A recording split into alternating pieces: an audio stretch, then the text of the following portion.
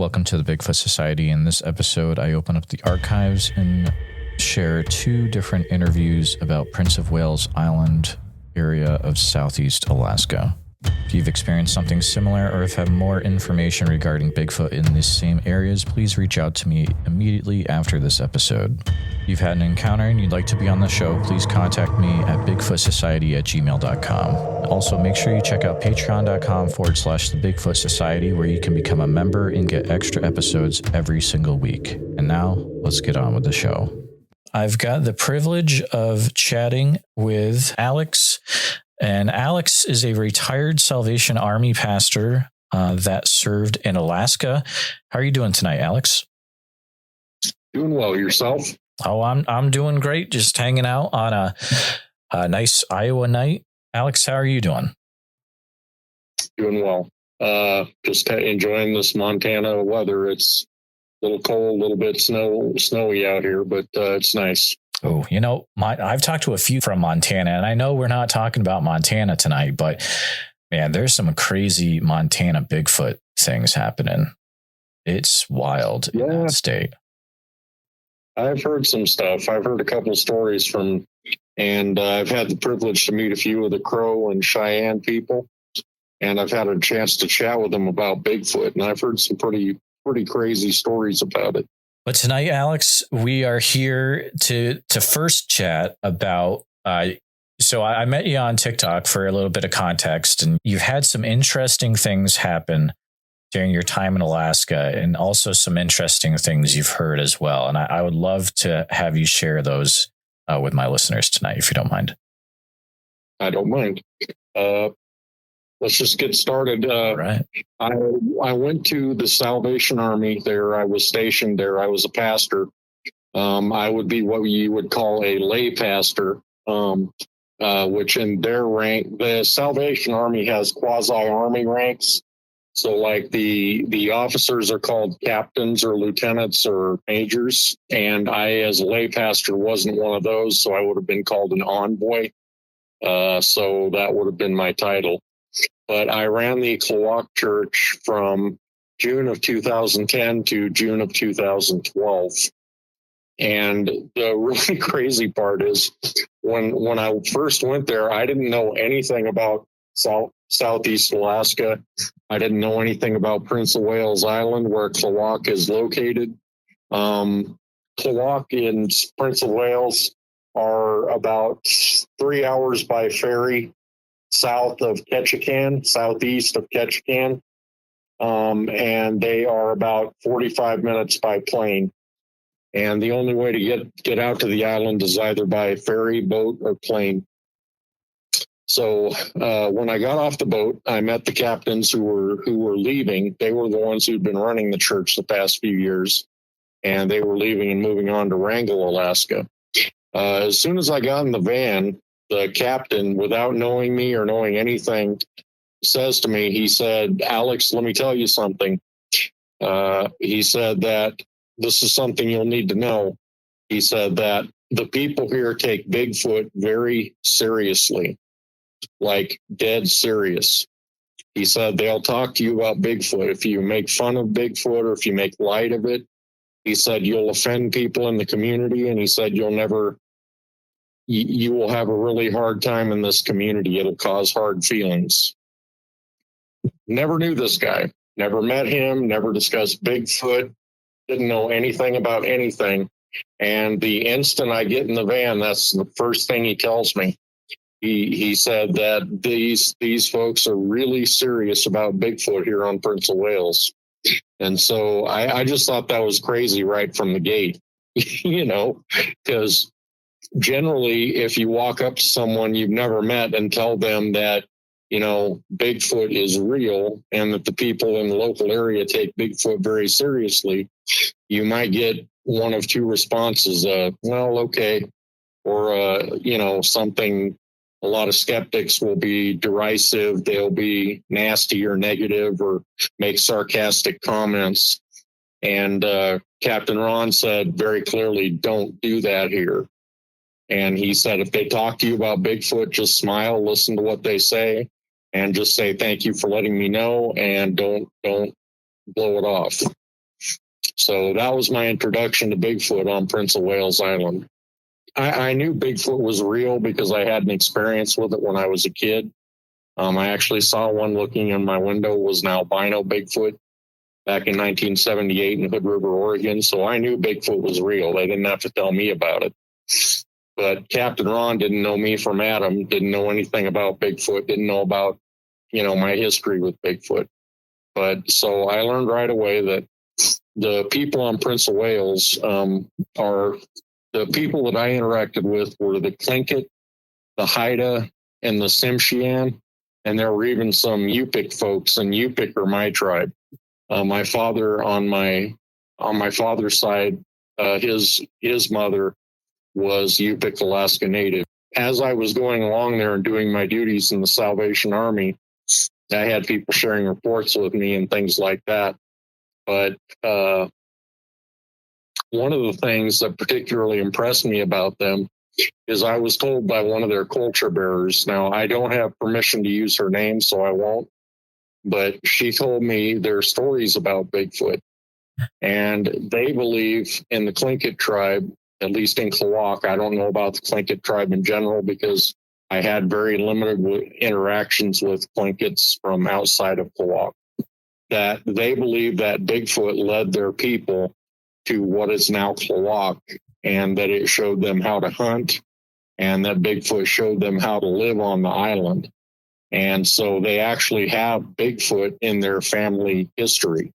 Really? In their clan history. One of the tribes in particular, especially the one this woman was with, if I tried to pronounce her tribal name, I would completely slaughter it, so I'm really not going to try to. But suffice it to say that Bigfoot is a part of that tribe, and it's in the name of their tribe, their particular tribe in the Tlingit Nation. And so I thought that was very interesting. I really didn't meet anybody in Klowack or Prince of Wales who hadn't either had a sighting directly or knew someone in their immediate family who had a sighting. And I talked to many different people out there, and the Tlingits now on Klowack, there's a bit of a thing because a lot of people think that this Kushtaka is a Bigfoot. Now, from what I was told by a tribal elder from Saxman, which is in Ketchikan, he said that the Kushtaka is like the skinwalker. It's an evil spirit, a shapeshifter. And in Tlingit, Kushtaka means land otter man. And so it's very interesting. But according to Captain Joe and some of the elders from when we had celebration in Klowack one year, they had a gathering of the other Tlingits from around Southeast Alaska, and they all came and they were saying that the tribal elders from several of the different areas, like in, Juneau, and some of the other cities around in Southeast Alaska, like Sitka and some of the other places, they said the Kushtaka is not a Bigfoot. They said it's an evil spirit or a spirit, and it can be benevolent or harmful depending on its feelings at the time. But they said it's not biological, it's never been human, and it doesn't have children, it doesn't reproduce, and it doesn't, propagate or do anything that the Bigfoot do. And so anyway, now the folks in Klowack do call Bigfoot Kushtaka, and they believe that Kushtaka is Bigfoot, but I know in like I said, meeting with the other tribal elders, they felt differently about it. So I'll just say that it is what it is. But that was the understanding that I had from different folks. The funny thing, though, about this Kushtaka, though, is this tribal elder from Saxman told me that they're always seen with orbs and spiritual phenomenon, and they're the things that people see that travel interdimensionally. And he said that they can appear as Bigfoot. they can take on the form of Bigfoot. But he said they're not Bigfoots. And he said that he feels, and this was his opinion, that a lot of the people who see like quote unquote UFOs or orbs or other spiritual with Bigfoot are actually seeing a shapeshifter. Whether that's true or not, I don't know. I'm not a Tlingit. I don't speak for them. I can only tell you what their tribal elders told me. Alex, I've got a quick question for you. That is extremely fascinating, and I was not expecting any of that at all. When you said spiritual phenomenon, right, or phenomena, you said orbs and spiritual phenomena. What else would fall into that category? One person related to me a sighting of this Kushtaka in Ketchikan, and they said that it you've seen the movie Predator, right? Sure. How the Predator goes invisible. Mm-hmm. They said it did that. Really? The Kushtaka. The Kushtaka. Wow. And they said that it looked like a part otter, part man is what they said. But they said it shifted into like a fish and jumped into the water like a salmon, like a really large salmon, and jumped into the water.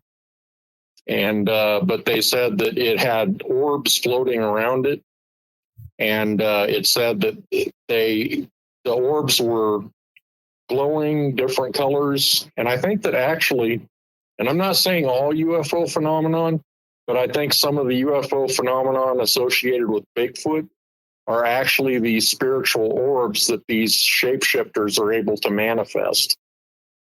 And my understanding is they can actually travel in between dimensions, is what they tell me. So I think that when people see a Bigfoot that's traveling interdimensionally, I don't think that's a Bigfoot. And it's not only them that say that. I've talked to Navajos, Zunis, Hopis, Sioux. I've talked to Crow. I've talked to Cheyenne. I've talked to Utes. I know as a Yupik person, we have a legend of the Amakuk, which is the same type of creature. It's also associated with spiritual phenomenon like orbs appearing and disappearing. Like you would follow the footprints of it, for example, and it would go in a straight line, and it would travel for so long, and then it would just stop, and it has nowhere to go. Have you ever been in talk to any individuals by the Uinta Basin part of Utah? I have not, to my knowledge. No, I have not. Oh, in that's the Skinwalker Ranch. It's just a random thing I wanted to throw in there just in case. But it's just very interesting to me about all these different things. But like the actual Bigfoot in Prince of Wales are different here than I think in the lower 48, because now I've heard of Bigfoot doing this in other places, but I've never actually seen it personally. In Klowack and in Heidelberg and Kassan and Thorn Bay and Whale Pass and Kaufman Cove and some of the other cities on Prince of Wales, they've actually been witnessed by locals, the Bigfoot, the real Bigfoot, not the Kushtaka, the actual honest to God Sasquatch. They've been observed pulling trees up by the roots out of the ground that are like alive, pulling them out of the ground and then turning them upside down and shoving them like 3 to 4 feet into the ground with the roots facing up toward the sky. And the Tlingit elders told me they do that to mark their territory, and that if you see that, you know that's their territory and you're supposed to leave and not go around there, because they said if you do, they'll get really aggressive with you. They'll like throw rocks, they'll throw sticks, but if you don't leave, then there's actually been reports of them like grabbing a hold of people and throwing them against trees and hurting them and stuff like that. Incredible reports from people who were like police officers, former military, people who aren't known in the community to be liars, hoaxers, or storytellers. They don't use drugs or alcohol. They're not mentally incapacitated or ill. They're just people who saw something really crazy that they couldn't explain. How many toes do the Bigfoot have on each foot in that area? Do you know? The track I saw had 5. Okay. Do you know if there's any? Is it talked about in that area of certain individuals that have 4 foot or 4 toes? I've heard of a 4-toed Bigfoot. Okay, so you know what I'm talking about. I do. I also heard they were reddish in color. Yep. And they were smaller than the regular Bigfoot, and they were like way more aggressive. Is what I was. So, Alex, this is wild. This is wild. Yeah, they are like hyper aggressive. They are actually called cannibal. If they catch you in the forest, they will kill you and eat you. And a lot of natives believe that particular tribe of Bigfoot are responsible for people disappearing in like national forests and stuff like that in Alaska. And it's really, really interesting stuff. And it's really funny because science is always saying there's no evidence for Bigfoot and things like that. And yet you have native tribes who I've personally interacted with in Canada, like the Ojibwa and others, Inuit, some of the other First Nations in Canada who are geographically separated from, these other natives in like the southwest and of the U.S., like in the Navajo in like Arizona and New Mexico and places like that. And yet they have the same legends of the same creatures. And they have them right alongside eagle, bear, horse, beaver, scorpion, snake. And, they're actually reporting on creatures that they see in real life. To natives, Bigfoot is as real as you and I. And, they're always like, they always think it's funny, the natives I've talked to, because I'll talk to them about Bigfoot and they're like, oh, the white man believes in that now, huh? It's like we've been knowing about that for years. This is old. This is old news to us. Yeah, they're like, these white scientists come around here looking for Bigfoot and we tell them they're stupid. And I'm like, okay, why? And they said, because if Bigfoot wants to find you, he'll find you. You don't find Bigfoot. He finds you, and stuff like that. I know that the Tlingits told their kids to stay out of the forest unless they're together, and to be careful when they're walking in the woods, to use the buddy system and to make sure that they're always watching the area that they live in. Especially if those weird reddish colored, hair colored Sasquatch are running around. So, Alex, the crazy thing is that, and I have to be really careful about what I say, but I talk to a lot of people, and all the things you said about those 4-toed big, I've heard from at least one other person in another state, not Alaska.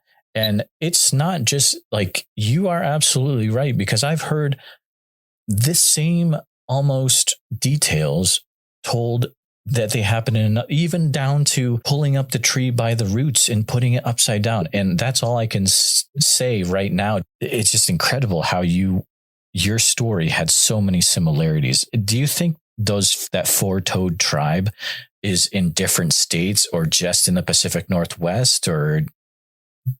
I think they emigrated across the Bering Strait land bridge, the same as the other Bigfoots. Sure. I'm almost wondering, based on the descriptions that people have given me, if maybe they're not some throwback to the orangutan or something. Some of the people I've heard describe them in a way that almost makes them sound like orangutans. It's also interesting because a lot of people, they think orangutans are these, calm and peaceful apes, and yet orangutans will grab a hold of, other animals, rip them apart and eat them, even their own young. So, that's just the thing, is that I've heard a lot of bad reports. And from what I understand, that red-haired tribe, I know there was some tribe. I was talking to a guy who was Hoopa, and he said there's Oma or Oma, and he said that means the boss of the woods, like the boss, the king of the woods, the owner of the woods, the leader of the woods, or whatever. He said the Omas are different than those guys, and he said that the Oma will leave you alone if you leave them alone. The other guys, the Four Toes, and he had a name for them, but I could not pronounce it. I'm very sorry. I guess my linguistic skills are a little weird, but he pronounced it, and my ear and my mouth just could not. My brain and my mouth could not coordinate to form the words. No problem. If any listeners know of that name, feel free to send me an email at bigfootsociety@gmail.com. So much stuff I learned in Klowack, and then there's my own sighting in Klowack. I didn't actually have a personal sighting because I was distracted during the event that happened. If you want, I'll get into my sighting real quick. Oh, absolutely. And we can have other stuff after if you like or not. Sure. Okay. My brother Morgan and my sister Tara. My brother Morgan passed away 3 years ago. I really wish that he was still alive, because he could tell you like what he saw and some of the stuff he observed that I didn't observe during the event. But what happened was we were going up Big Salt Lake Road in that's a road that leads from Klowack to Thorn Bay or to Kaufman Cove. If you go right, you go to Thorn Bay. If you go left, you go to Kaufman Cove. So I turned left on Prince of Wales Island Road, and we were heading towards Kaufman Cove, which is where we were going to go and visit. It's really pretty out there. There's a Pebble Beach, and it's really nice. And I wanted to take my brother and sister up there and show it to them. And so anyway, we get about a quarter of a mile, half a mile or so up the road, Prince of Wales Island Road. And my brother's diabetic. So he's like, Alex, can you stop? I got to use the restroom. And so I'm looking for a place to pull off. And I see what looked like it was either like an old logging road or something. I'm not sure, but it looked like at one time it had been a logging road, but it hadn't been used in a while. And so we pulled off into there, and he gets out and he's urinating. And then he comes back around the corner and he goes, "Hey, Alex, come here." And I'm like, "What, man? It's cold. It's April. It's cold. There's snow on the ground. I don't want to get out, but he's like, "Come here. You need to look at this." And so I'm like, "Okay." And I get out, and he calls me over. I walk over to him, and in a snowbank, there were 3 tracks, and the tracks were I'd say roughly about 5 feet apart, and they were in a straight line, which is weird, because when people walk, they walk, side by side with their feet. You know what I mean? These looked like somebody who was balancing on a tightrope or something. It was weird. But there was 3 tracks, and they were in the snow. The ground was hard, so it didn't leave it did leave an impression, but it didn't leave like a deep impression. The tracks were about. I wear a size 14 triple E, and these were a couple inches longer than mine, so I'd say about a 16 or a 17. And its feet were wider than mine. Somebody asked me about how big I thought it was, and I'll tell you what. I am not a math person, okay? Math is actually my worst subject. So I say, well, I think they're about 3 or 4 inches. When I told Morgan that, he was like, "You idiot." And he was like, "Those things were like 6, 7 inches apart, man. They were 6, 7 inches wide." He's like, "They're not 3 to 4 inches, you idiot." And he was fussing at me. So that's one of the reasons why I was glad he was there, because I have a real problem with like looking at something and reckoning how big it is, you know, and he doesn't. Morgan is very mathematical. He was very logical and factual, and so he guessed the shoe was a 16 or a 7. It would have been, if it were wearing shoes, the foot would have been like a 16 or a 17, and it was wider than my Triple E. And so we're looking at it and we're like, Morgan had pictures of it, but unfortunately, when he passed away, the pictures were lost. And I don't have any photos left of him. But the other part was we got chased out before we could do any measurement or anything, because he was like, he told me, he said, why don't you do that Bigfoot scream that you do? And so I did it, and I'm not going to do it right now because it would like blow our audio out. But it's just a basic scream. I did that, and then about 20, 30, 10, 20, 30, I don't know, seconds later, something grabs a hold of a big old tree and starts shaking that sucker back and forth. It was whipping it back and forth, and that was a good sized tree. Whatever was grabbing a hold of that tree, it was monstrously strong.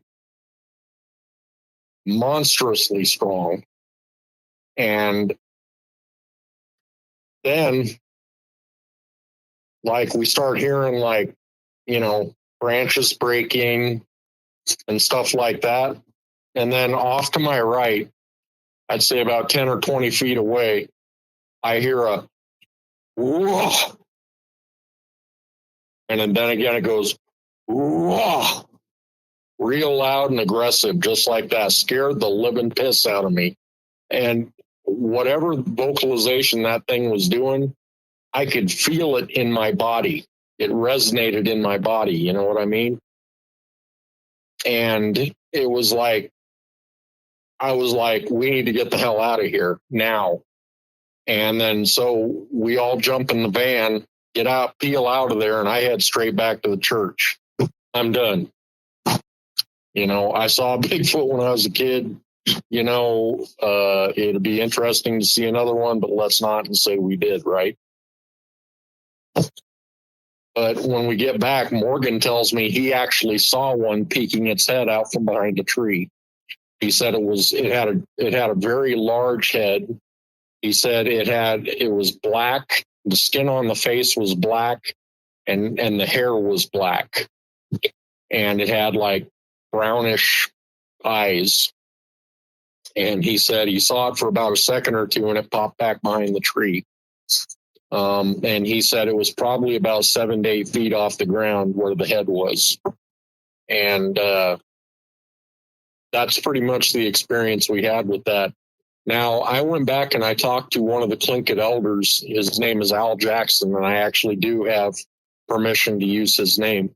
On Prince of Wales, they call him Mr. Bigfoot. Whenever anybody in any of the tribes has a Bigfoot sighting, they go and tell Al Jackson about it. Anyway, he was featured on the show Monsters and Mysteries in Alaska. They actually interviewed him for that. That was, I don't remember what year that was. Was it 2011, 2012, 2010? I can't remember.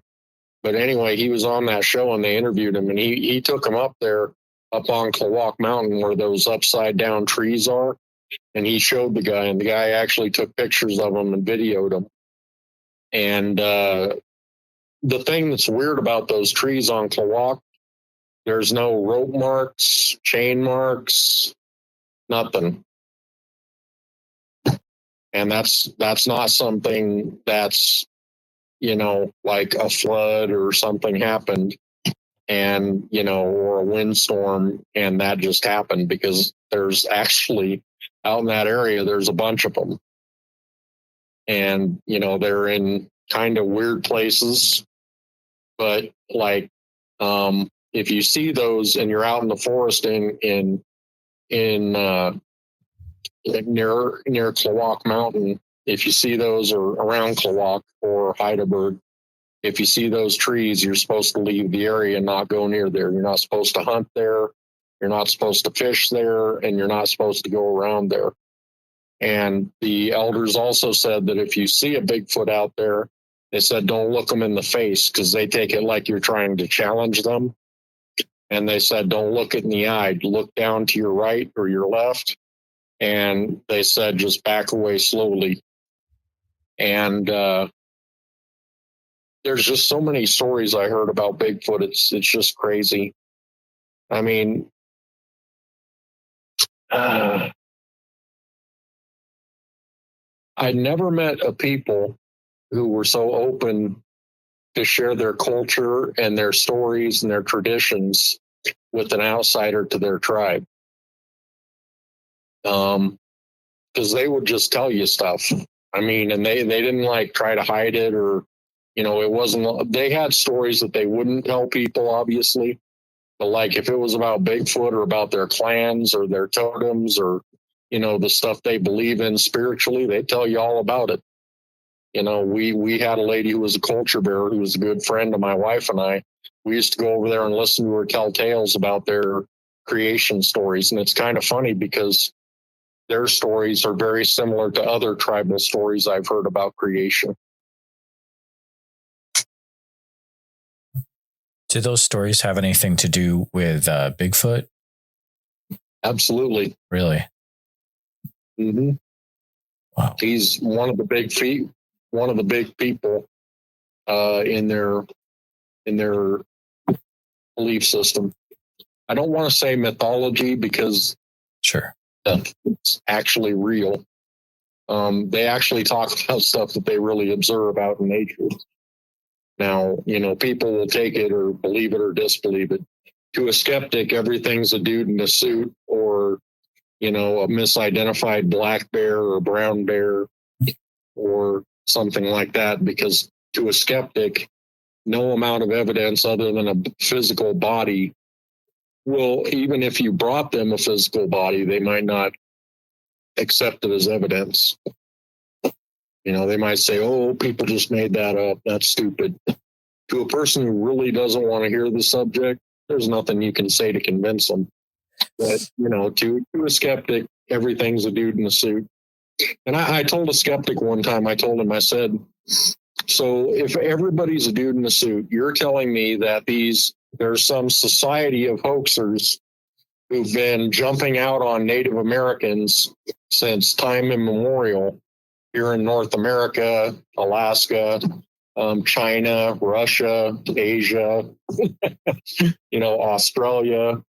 You know, there's a society of hoaxers around the world who are wearing suits and jumping out in monkey suits and scaring people for the last 1,000, 2,000, 3,000, however many years. You know what I mean? I said, either that's what you're saying it has to be, or there is actually a real living creature that's out there right now today roaming the forests of different countries around the world, and people are seeing it, and either they're all liars and hoaxers, or it's true and there's something to it. Now, do I believe every single Bigfoot story? No, I do not. But you can usually tell if somebody's really had a Bigfoot sighting because they have tells. You know what I mean? One of the things that I watch people is their eyes. People who've really seen something, you can see it in their eyes. You know what I mean? What is it that you usually see in their eyes? Trauma. Yep. Somebody who's really seen a Bigfoot up close and personal, not, you know, somebody who's seen it like, you know, 75, 100 yards away and they're looking at it through a scope or a pair of binoculars or something. I'm talking about like somebody like me as a kid who saw an albino Bigfoot looking in his window and was 3 to 4 feet from it. You know, but like I said, to a skeptic, everything's a dude in a suit or a bear. You mentioned how you've seen the look of trauma in someone who's actually seen a Bigfoot up close. Is that a look that you would see often in that Klowack area? People who've had an up close and personal experience, yes. Yeah. Absolutely. It changes you. It also shreds your brain. Imagine as a 7-year-old kid looking out your window and seeing something looking in at you that science, religion, and all the other people out there say doesn't exist. In one fell swoop, your brain now questions everything. Because if Bigfoot exists, nothing is off the table. Because I've heard, as a kid growing up, I'd heard stories about Bigfoot, but I'd put that in the same place as unicorns, trolls, elves, rainbow, bright stuff, that kind of stuff. Okay, that's where I put Bigfoot. But when you look out your window and you see one of those suckers looking in at you, you're done. That changes you. It literally, they actually have done brain scans on people who've passed polygraphs and stuff for Bigfoot. And they have a different response in their brain to processing information than people who have not seen one. Wow. And they have a strong trauma response when they talk about it. And that is something you can't fake. I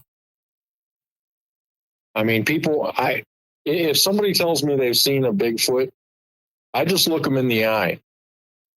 And I do. If they're smiling, if they're laughing, if they're just like, not taking it seriously, I don't listen to anything they say. I saw a guy who was a Navy SEAL. I kid you not, a guy I met who was a Navy SEAL. Okay. He had his DD-214s, his military ID, all of that. He told me, he said, I was a Navy SEAL, and he said, seeing an effing Bigfoot changed my life forever. He said, because now, he said, I used to go in the forest all the time. I used to hunt, fish, hike. I can't do that anymore. He said, because that scared me so bad. He said, I was in Vietnam. He said, I faced every type of human and animal that you can show me. He said, I fought bears. I fought people. He said, I fought wolves, tigers, lions, all kinds of stuff. And he said, there is nothing that scared me like that Bigfoot. And for a guy who was a Navy SEAL to say something like that, that's telling you something about Bigfoot. Did he mention where he had seen that Bigfoot? What area? Yeah, near Pikes Peak in Colorado. The first thing is, you in that Klowack area, everyone has either seen or knows someone that has seen Bigfoot. Is there, are there stories that are always passed around in that area as like the ultimate encounter / story? Like, this story proves that they're out there. Anything that the story you kept hearing over and over and over again referred to? There was one, and it was told to me. Al Jackson introduced me to 10 people. Again, he's Mr. Bigfoot. He's a Tlingit elder. And he introduced me to these guys, and they all told the same story, that they had a Bigfoot walk out. There was a cedar mill on the outskirts of Klowack where they process cedar wood and stuff like that. And they had a Bigfoot walk right through the middle of the factory, or the sawmill, excuse me. And it was howling, letting out this horrible screech. It scared them so bad they wouldn't go back there again to work for like a month. And these were people in the community who were well known in the community as honest, God-fearing people who are not hoaxers, not pranksters, not liars, not alcoholics or drug addicts, don't have mental illness. They're just people who saw something really crazy they couldn't explain. And I believed them. They all saw it. and they heard it walking through the middle of their work site. That almost sounds like a portlock type situation, except for there wasn't a massive amount of people being killed, but they did leave the area and not return. That's really, really interesting. Well, and plus the Haida now in Heidelberg, they actually have a name for their Bigfoot. They call it Gagit. Means like wild man or something like that. And they've had some stories of like Bigfoot, like throwing rocks through people's windows or through their doors, stuff like that. Living up there, and this is a totally random question. Did you have any thoughts about missing 411 or run into any situations regarding that?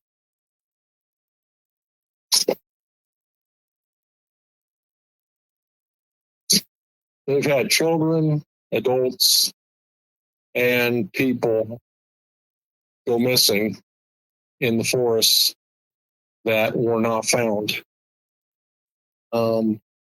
They do have black bear on the island. They probably get up to about 200-300 pounds, but the average is about 150, 200 pounds. And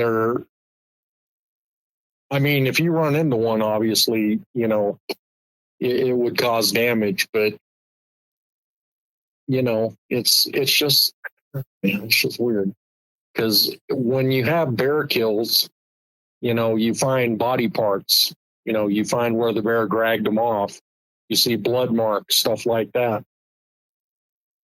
These are people who disappeared and are never seen again.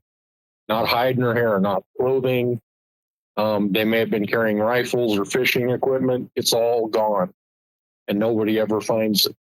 Would you ever hear from people that would run into large animals that would have their necks broken, almost twisted and broken? I've gotten reports of that from Montana, where like even creatures like grizzlies would have their necks broken. They'd stumble upon animals like that. In Klowack, when the Bigfoots kill something, or on Prince of Wales, they eat it. So you don't find animals usually that are just preyed upon and not eaten. So I would say that they have found animals who were killed. Like one, it had its skull crushed in. And the way it was done, it doesn't make sense that it would be a bear, because if a bear did it, you'd have, claw marks and stuff like that. What it looked like is somebody took like a hammer and hit the deer in the head, just like one hit. And, who could run down a deer and hit it in the head with a hammer? I don't know. Just saying. That's intense. That is intense. How long ago again was it that you were in that Klowack region? 2010, June 2010 to June 2012. Okay. I still hear stories about stuff going on out there. I was going to ask you, so there's still events unfolding in that area. All the time. Oh, wow. That place is a paradise for Bigfoot, man. It's got fish. One part of Klowack has a salt lake. The other part has a freshwater lake. And you have like crabs, you have like shrimp, you have like seals, you have like different fish. You have all kinds. I mean, it's actually a temperate rainforest is what Klowack is classified as, and Prince of Wales. And so you have like lichen, you have like all kinds of fruit. They have like gooseberries, salmon berries, boysenberries, blueberries. They've got all kinds of berries around there. It's literally like the animals there don't starve. Sounds like a perfect herbivores. environment. Yep.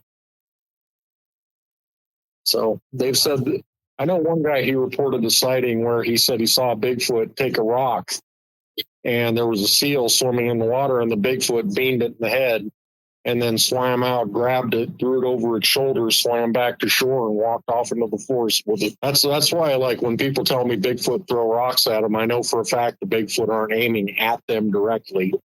They're just trying to scare you and drive you out of their area. They will throw it at you if you don't get the hint and leave. You know what I mean? But like they've had reports of them doing that to deer, to, you know, I've heard in Anchorage, I heard reports of them doing it to moose. I actually heard of a Bigfoot running down a moose in Anchorage. Really? Out in Denali National Forest, there was a couple of hunters out there. You're not actually supposed to carry firearms in Denali Park, but, you know, a lot of people disregard that because there's friggin' huge grizzly bears out there. And if you encounter one, they're not afraid of people at all. And if they're hungry, they'll eat the crap out of you. So a lot of people do carry rifles out there and whatnot. But anyway, they saw a Bigfoot run down a moose, grab it, and like break its neck and drop it like a bad habit. And they said it literally picked the moose up. And this is a huge moose. They said it was probably 7 foot from the top of the head down. And they said that thing threw it over its shoulder and walked off. They said the Bigfoot was about 9 feet tall. And they said it was built like a brick shite house, is what the guy said. He said that thing was friggin' massive. And he said it easily picked it up, threw it over its shoulder, and walked away. The strength of a Bigfoot is unfreaking real. That's why when I hear people saying they'll shoot one, I talked to one of the elders about that. I said, has anybody ever shot one? He goes, hell no. What do you think, we're stupid? We're not going to shoot them. They live in families out there. If you see one Bigfoot, there's 2 or 3 others surrounding you. If you shoot one, the others will come in and kill you. So that's why I laugh when I hear people saying they're going to shoot a Bigfoot. It's like, you better hope it's alone. You can try to shoot a Bigfoot, but it doesn't sound like you'll be getting away alive, potentially. Did you ever have any reports of people hearing a lot of vocalizations in that area? Oh, yeah, I heard them myself. Oh, really? So what kind of things did you hear? Yeah. Well,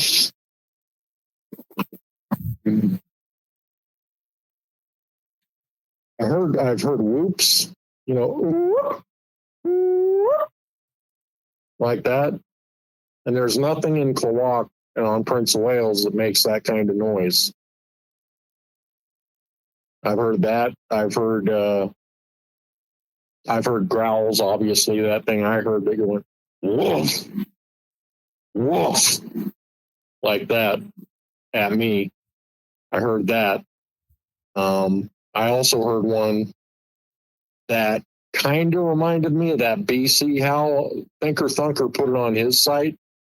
I can't even imitate it. Yep. It's like real weird and high pitched, and it sounds really bizarre, but it sounded like that. And then I heard one once that was almost like that Ohio moan howl. Sure. That some people do, like that. That kind of stuff, you know what I mean? That's pretty good. I heard something very like that. And then I heard one that was like a scream. And it sounded like Cliff Barrickman used to do it on Finding Bigfoot. Beginning of it, he'd do this scream, and it'd be like he'd just go like that. And I heard something like that, but it was a lot louder, and it carried for miles, and like you could feel it. And one of the neighbor's dogs, when it heard that, ears went down, tail went between its legs, and that thing yiped, went in the house, and wouldn't come out for a week. It was hiding under the bed. It actually wet all over itself and defecated on itself. It was so terrified. So you've definitely heard a few things when you were up there. Did anyone ever report anything similar to like language or something that sounded like language or anything like that? If you're talking about like that samurai chatter one, no. Okay. I never heard anything like that. Gotcha. If you're talking about that, what's that guy's name? Oh, I can't think of that gentleman's name. He's got that Sierra sounds. Well, Ron Moorhead. Yeah, it's pretty much the same thing. That's what I was referring to. Yeah. Yep. Yeah. I have never heard anybody say they heard anything like that. Gotcha.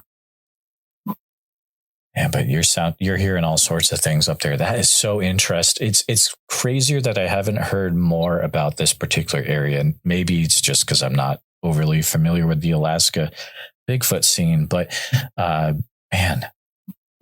Klowack, Alaska definitely seems like it's the place you should go if you wanted to research. Is this a place you can just walk into though, or is it all like you have to be associated with the particular tribes in order to go to that area? Well, it really depends. Okay. Because like Craig, Alaska is not a tribal town. It's actually a town for people who are like not natives. And I don't mean native to Prince of Wales. I mean like people who are not Native American. A lot of them live there in Craig. And there's a guy out in Craig whose name for the life of me, I cannot think of that man's name, but he researches Bigfoot out there. He'll take you around.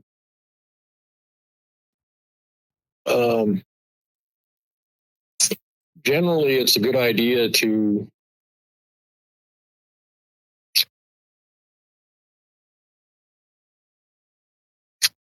reach out to people online, because there are like people out there in Craig or other places who let it be known that they are looking for Bigfoot on Prince of Wales.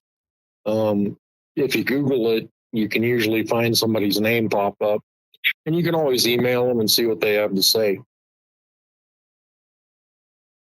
Gotcha. Do a little digging. It sounds like you'll find them. Definitely. Mm-hmm. And like I said, I cannot for the life of me think of that guy's name. I haven't talked to him since like 2011. I'm not even sure if he's even still alive, to be honest. Gotcha. Yeah, definitely. He was an older man, and I don't know if he's still living or even active. So, like I said, that was like, all those years ago. So. Oh, yeah, exactly. Well, Alex, this has been an amazing chat about an area of Alaska I think deserves more respect for sure. I know it gets my respect now, no question. I want to thank you for coming on the show and for chatting for a bit. I mean, we could talk for hours on all the stories I think. So, no, I think we've covered the basics. I think we've covered enough. Perfect. The one thing I do want to add, though, is that just that a lot of people out there think that the interdimensional Bigfoot stuff is Bigfoot. I just want to propose to people that it might not be a Bigfoot. It really might be a shape-shifting spirit. Now, I'm not saying to people who are diehard believers that Bigfoot is an interdimensional traveler or a UFO nod or whatever. I wouldn't for the life of me disparage them. I know people have had their experiences, and I know they believe what they believe. And so I would never try to challenge that or disrespect that. But I would just like to put a bug in somebody's ear, to just think about that when you're talking about Bigfoot and saying that they're associated with orbs or UFOs, or like they walk into a forest and they disappear and the tracks stop dead and there's nowhere for them to disappear to, that you might not actually have encountered a Bigfoot. You might have encountered a skinwalker, a Amakuk, or a Kushtaka, or whatever. Just a thought. That's all I got. Well, but it has been a lot of fun talking to you. Yeah, thank you for coming on, Alex. All right, Bigfoot Society, we've got the privilege of talking to Dylan from Prince of Wales Island up in southeast Alaska today. How's it going, Dylan? I'm pretty good. How are you? Doing well. I'm excited to talk to you on the phone. I was trying to see if I could get a hold of anyone that actually lives on the island and has had some Bigfoot encounters, and through some posts that I made in some groups, we were able to get connected. And just a little background on yourself. You do work in the timber industry up there in Prince of Wales, but you said that you do have some interesting sightings to share with the podcast listeners. I'm going to let you take the floor. And I know you've had a few times where you've seen Sasquatch over the years, but I'll have you start wherever you feel is a good starting point. Okay. I guess I could start with the first time I seen one. I lived on the island now for about 4 years. And the first time I come up, I have a friend who lives in Kasan, which is there's a peninsula sticking out towards Ketchikan. And there's a little town on that peninsula. You can drive to it. And it's an old native village. But we went crab fishing in that bay there. It's a pretty good place to go fishing. And we were throwing pots over. And I looked over to go mark the buoy.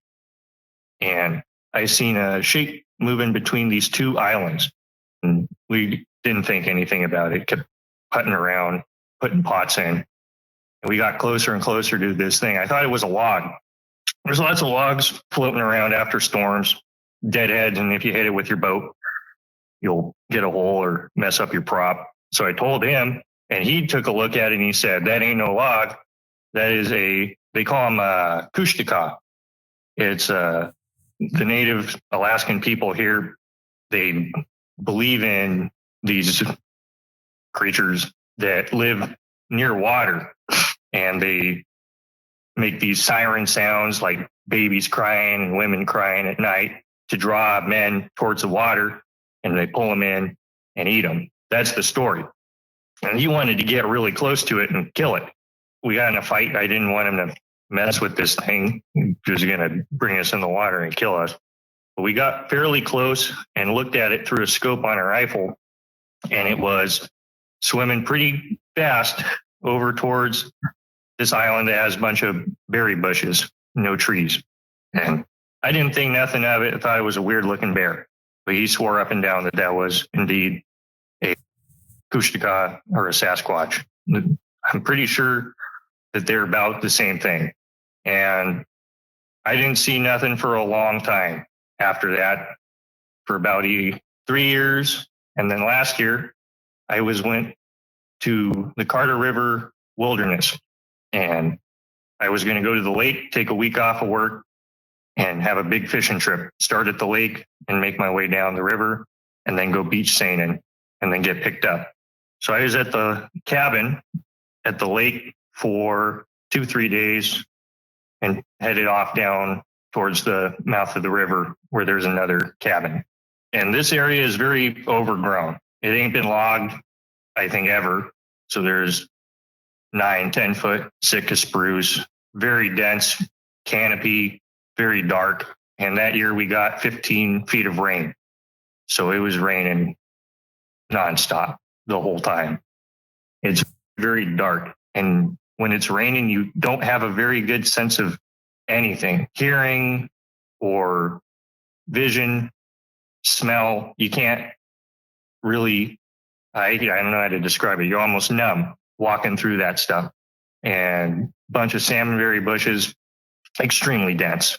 So I walked around a corner on the river, and I was going to go throw in, see if I could get a couple sockeye. They were running. It's about June. And I peered over, and I thought it was a bear because it's black, and it was looking down. So it looked like a snout of some kind. But I got closer to it, and it looked up. It heard me. And we were just staring at each other across the river. Its head looked up, I saw its eyes, and it was not a bear. Because bears have snouts, they don't have flat faces. It didn't stick around long, Chuck. I'm thinking probably about 2-3 seconds, and it was gone, turned around, ran. That's about it. I don't know what else to give you. Dylan, when you saw the creature for a few seconds, do you remember it had a particular shape to the head that you saw? Or yeah, pretty long head, but a small face, if that makes any sense. Really big forehead, just friggin' huge. Okay.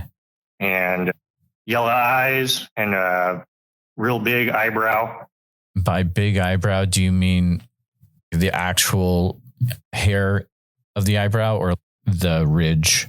I mean, it's all covered in hair, but you could see that area was like a bump across the whole forehead, one big bump. Would you say most of the face was covered with hair or only certain parts? The face part, it almost looked like an Amish guy. You know how they'll shave the mustache, but have a big beard from the sideburns all the way around? Looked like that. Did you notice anything particular about the nose of the creature at all? Pretty flat, and people have round nostrils. This thing had more like a slit looking thing. Did it show its teeth at all? Any emotion that you got from its face in the few seconds that you saw it? I think it was surprised, looked at me pretty wide eyed. One of those stunned looks for a second, like a deer in the headlights. It sounds like you were able to see it move a little bit, moving on 2 legs or on 4. It moved on 2. It stood up and just turned away and walked. You were able to see the hands at all, or what's the lower part covered by bushes or something like that? No, he was in the river. So saw the hands. They's wet, but they were there. Did you notice anything out of the ordinary about the hands? Oh, they had thumbs for sure. They weren't more feet. Gotcha. And the hair covered all the way down to the hands? Oh, yeah. Looking at the face of the creature, let's say if you had to put it in a category, in human category, and you have ape category, or I guess maybe you have something completely different, could you put it in any of those categories? I mean, it looked more ape for sure. It has big cheeks, round, like what is that thing? The orange ones from Asia, orangutan. Oh, really? It reminded you of an orangutan look? Oh, yeah, for sure. Because of the cheeks. Okay, yeah, I'm picturing that in my head. I know exactly what you're talking about. Length of the hair. Did you notice anything in regards to how long the hair was? It's pretty shaggy, so it had to have been fairly thick. What that would be, maybe 3-4 inches thick, like a shag rug looking deal. Did you notice a color to the hair at all? Yeah, like a dark brown, black looking, very dark color. Were you able to see the feet or lower legs at all? Yeah. Okay. Did you notice anything about the feet or the legs at all? Not anything other than they had two feet. Mm-hmm. Definitely no shoes. The hair went pretty much clear down there, but I couldn't tell you in detail what the feet looked like. What was the weather like at this time? Raining. Temperature? Oh, probably about 60, 65 degrees. Okay. Did you notice any particular smell at this time? Yeah, it was frankly one of the worst smells I've ever smelled in my life. Wet, mangy. You ever been to a animal shelter? Sure. And smelled that weird, rancid, sweaty dog smell? Yeah. And you could smell it across the river. Okay. Remind me how far away roughly you were again? I would say between 40 and 30 feet, the river there. Okay. Probably about that wide. And that smell just hit you from that far away. Yeah. Wow. That is wild. When you saw the creature moving, getting out of the river, then probably walking a bit, did you notice anything about how it walked, its gait? Yeah, It stood up and turned on its heel in one motion. And it took a huge step onto the riverbank and then another step. And then it stepped into the salmon berries, but really big steps. He probably covered 10, 20 feet in a matter of nothing. He was gone in almost instant. Quiet. In quiet? Super quiet. Quiet. Okay. Picturing the way that it's moving in your mind, do you feel like that's a way of moving that a human could replicate, or was it different than the way that a human would move? I don't think a person, even a tall guy with really good coordination, because tall people usually ain't that coordinated. I don't think you could really get out of the river soaking wet. And the ground here is moss and rock. So when you're stepping on it, you think it's soft, but it'll tear your feet up really quick. It's slick too. And it was really rainy that day. I don't think that a person could make that kind of movement with bare feet. They'd have to be wearing cork boots. Were you able to get a feel of how long the actual foot of the creature would be if you had to give an estimate? The foot of it? Yeah. Oh, I wouldn't be able to guess. Probably something in the range of 14, 15 inches, if I had to guess a number. Sure. Pretty big. Around this time, what were the sounds around you like? What other sounds were you hearing? You hear the river. Mm-hmm. You would hear some crows. There were some eagles and little breeze going through the trees. Mainly the rain is really heavy rain. Gotcha. So not entirely 100% quiet, but you were still hearing a few birds. Okay. Gotcha. Do you remember what your emotional reaction was in the few seconds you saw this happen? First, I was in a daze, and I stood there probably 2-3 minutes after it left. I couldn't move. Almost felt like an out-of-body experience, like I was paralyzed. Did you tell anyone right afterwards what had happened, or did it take a while for you to share what you'd experienced? No, I didn't tell anybody for 6-7 months. I've only told about 3-4 people. Is there a reason why you took so long to share that? I was trying to figure out what the hell it could be, for sure. I don't like jumping on things and just coming up with theories. I know I have a really good friend of mine, and he'll see aliens everywhere. There's aliens in the supermarket and lizard people and all that other stuff. But I was thinking I've been in the forest my whole life. I was logging since I was 14. So I've seen bears. I've been logging in Alaska for 6 years now. There's wolves, there's bears, there's deer, and in Southeast Alaska, that's about it. Large animals. I've seen there's mangy bears. They get sick sometimes and they'll lose hair. They look really weird. And sometimes they'll stand on 2 feet. This thing is not a mangy bear. And I couldn't figure out what the hell it was. I was questioning my sanity for a while. Wow. Some other questions about what you'd seen. Do you remember anything about the arms of the creature at all?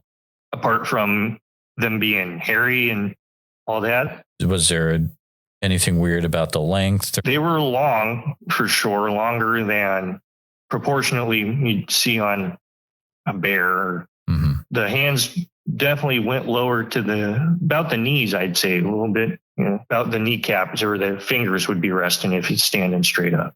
Did it look like you're looking at a creature that had normal amount of digits, like we would have, like 5 fingers and 5 toes? Or I don't know if that's something you were able to notice at all, or... I wouldn't be able to tell for sure because he's soaking wet and some of those hairs are bunched up, might have looked like fingers, but mm-hmm. I couldn't think more than 5 and less than 4. Gotcha. Was there anything that were you able to tell if you were looking at like a male or a female of the species or anything like that? It did have a big chest. Without getting too graphic, It didn't look like a guy. It looked like mammaries there. Okay. Gotcha. That sounds like it's the first major interaction you've had, because I was thinking back to the first story, and it sounded like at that point you only saw a creature that was in the water. Did that creature ever get out of the water that you saw, or how did you feel? No, it was swimming. It was just it was swimming, and it was an animal. It wasn't a log for sure. It was making noise in the water. You could see trying to breathe and stuff.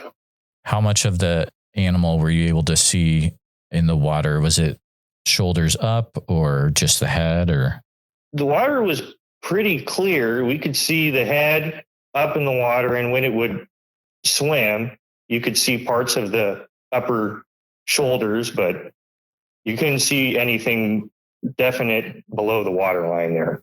What were the main features, since you weren't able to see a lot of the creature like you were the one that we just talked about? Were there any major features that you saw that you were like, okay, yeah, this is a Sasquatch or a Kushtaka or Kushtaka? Oh, Kushtaka, yeah. Yeah.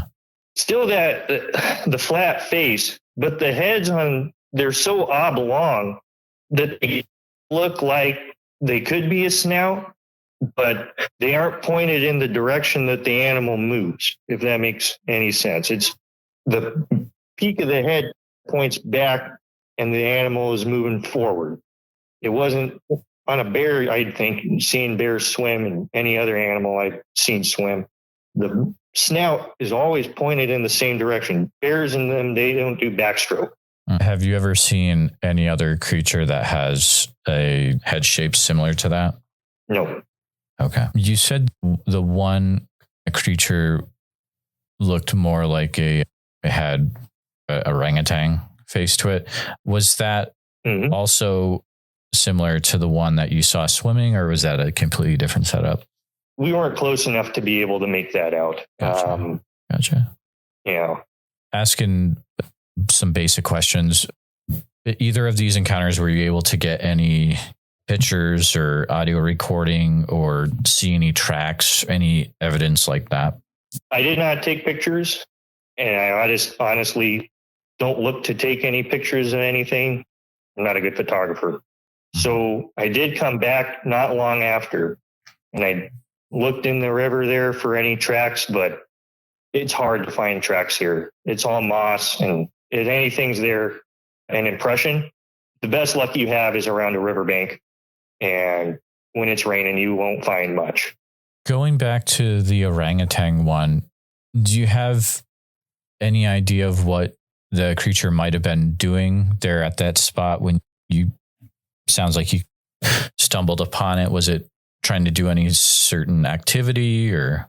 I would assume it was fishing, because It was a salmon run, and it was leaning over the water. It had the front arms there in the water, and it was looking in the river, watching. It wasn't looking anywhere else before I showed up. So probably fishing. Did you ever do any research to see if you could find any or talk to anyone who had seen similar things in that area where you were at? Yeah. My friend from Kasan, I've talked to him, and the locals around here, they'll tell you that it's Kushtaka, and their stories and descriptions of them are pretty similar. What they look like, what they're up to, where you find them. They almost always seem to be around water. That's the one commonality in all those encounters I've ever heard of up here. Did you grow up on the island then? No, I came up here to work. Okay. Ended up staying. When you first got to the area, did you notice the presence of Sasquatch in the culture right away? Oh, yeah. Before I came up here, I was logging in Oregon and Washington, and it's pretty similar as far as a prevalence in the folklore and culture of the region. I would say it's very intense and closely tied. Guys that you were working with, did they have similar experiences themselves, or? If they did, they don't tell anybody, and it's pretty hard for me even to talk about it. You don't talk about this kind of stuff. It's a pretty no nonsense industry. Oh, absolutely. And I'm very, very thankful that you are able to talk about this. I know it's a thing where you are still in your career, and I can tell that at times this is hard to talk about for you. If you had the choice whether to see it again, would you want to see it again, or? I'd absolutely like to see it again. Why is that? I'd love to, because it's a special thing. It's something that I don't think there's a whole lot of them left. It's like walking in an old growth forest. Only a handful of people will ever be able to do that, unless as the world is closed up and we destroy more of it. Actually, probably going to go out again and look for it at the Carta. That would be awesome. You'd definitely let me know if anything comes to that. Is this a thing where the memories were coming into your dreams, things like that? Oh, I couldn't tell you. I don't think so. I had a dream about it, but it's not like a thing that had happened all of a sudden, like a magical shamanistic deal. More like a PTSD dream, quite honestly. Do you have any advice for people that maybe they've had an encounter like this, of ways that they can move past it and just be able to deal with everyday life? Yeah. Eventually you got to tell somebody, and I wouldn't be too concerned if they believe you or not, because who gives a rat whether or not anyone believes you? You can only believe your own two eyes and your nose and your ears. Why do you think it's important to actually be able to share to someone else? Partially because you drag them into it with you. And all of a sudden there's another person they might not believe you. They might, but now there's more people who have to at least think about it. Gotcha. Dylan, it's a very interesting encounter. Thank you so much for sharing what you saw with me and my listeners. I hope you are able to go back to that area. If you are able to notice anything weird up there, definitely keep us in the loop. I thank you so much for taking some time chatting with us tonight. Do you have any closing words about your experiences? Or I suppose the last thing to say would be, I really hope that nobody comes out here to hurt them. That's about it. Because we get a lot of trophy hunters, and I would imagine they'd love to get their hands on something like that. I would hope it never comes to that. That's totally different than getting a specimen for science, I think, the whole trophy hunting thing. But yeah, I hope that it definitely does not come to that. But Dylan, thank you so much for your time tonight. No problem. May I ask you a question? Yes. Does this need to be off record? I don't think so. All right, go ahead. Do you get a lot of reports from around here?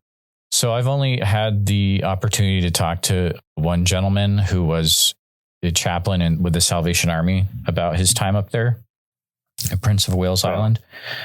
From what I've heard, there are many people. It's just being able to get the connection to them, which is why I resorted to pretty much posting in random Prince of Wales Island Facebook groups.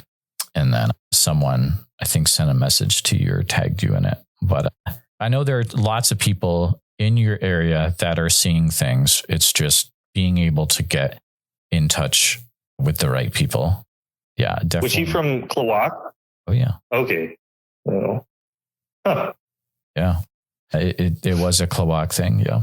So it's pretty interesting. If listeners are listening and there's other individuals that have had sightings in the Prince of Wales Island area, I would love to talk to you as well. You can always send me an email at bigfootsociety@gmail.com. But yeah, I've had the privilege of talking to one other person so far, but hopefully more in the future. All right. All right. Dylan, thank you so much for chatting. Feel free to reach out if there's anything that I can ever help out with, and hope to be in touch with you in the future. Sure. Thank you. All right. Have a great rest of your night, Dylan. You too. Goodbye. Just want to take a few minutes to say thank you to you, all my listeners, for listening to the podcast. Please take a minute to help out the show by subscribing on YouTube, making sure you hit the bell so you don't miss any notifications, and share the episode on YouTube with a friend. Also, if you're listening to us on a podcast, thank you so much. Make sure that you're subscribed, share the show with a friend. Really, it's all about sharing the show wherever you can. If you've had a Bigfoot encounter related to the following or know someone who has, please reach out to me at bigfootsociety@gmail.com or pass on my email. Here's a list. All right, I'm going to use this space this week to announce that I'll be at the Sasquatch Summerfest in Oak Ridge, Oregon as an attender. I won't be presenting or anything, but I'll be hanging out, trying to interview people that have had Bigfoot encounters. If you're from the Oak Ridge, Oregon area or surrounding and you've had a Bigfoot experience, please contact me directly, bigfootsociety@gmail.com.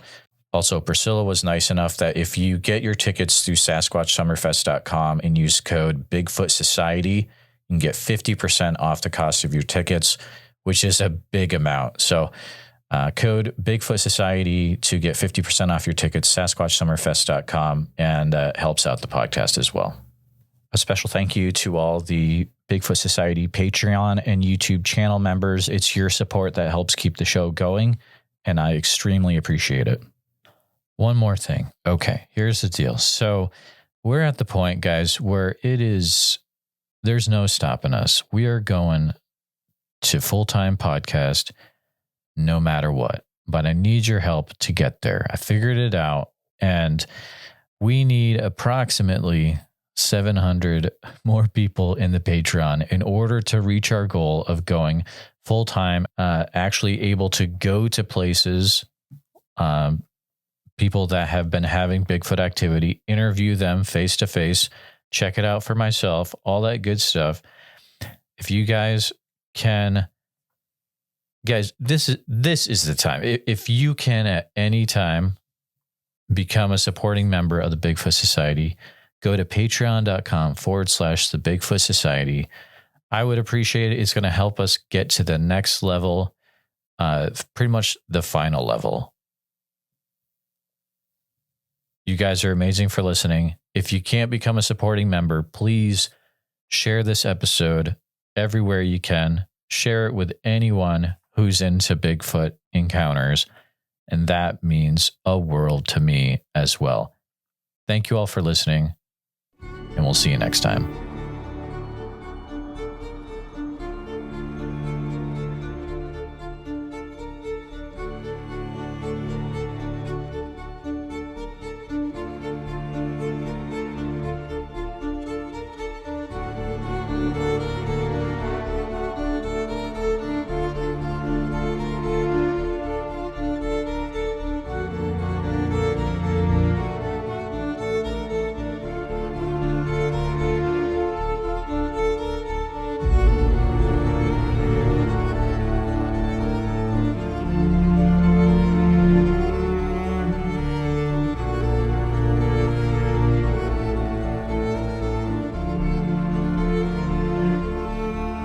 Her and I can get on here and we can tell our stories. Maybe there's somebody else out there listening that's too afraid to tell their story. Maybe this will give them the courage to come out and not feel so bad about it. Who cares what anybody thinks? I know what I saw. I know what's out there. That's all I care about.